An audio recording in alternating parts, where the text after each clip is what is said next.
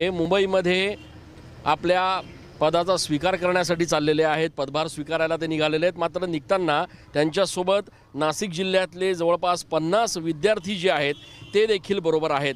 वेगवेगळ्या क्षेत्रात उत्तुंग भरारी घेतलेल्या या सगळ्या विद्यार्थ्यांना घेऊन दादा आज मुंबईमध्ये आपल्या पदाचा स्वीकार करण्यासाठी या ठिकाणी निघालेले। दादा, एक आगळीवेगळी संकल्पना खरं तर आज आपण या ठिकाणी राबवतात।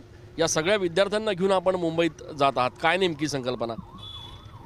महाराष्ट्राचे लोकप्रिय उपमुख्यमंत्री महोदय माननीय नामदार एकनाथजी शिंदे साहेबांचा अतिशय जिव्हाळ्याचा विषय शालेय शिक्षण आणि माननीय मुख्यमंत्री महोदय देवेंद्रजी फडणवीस साहेबांनी त्याला अनुमोदन दिले आणि माझ्यासारख्या एका सामान्य कार्यकर्त्यावर आपल्या नाशिकवर शालेय शिक्षण या पवित्र पुण्याच्या कार्याची जबाबदारी त्यांनी त्या ठिकाणी दिलेली आहे आणि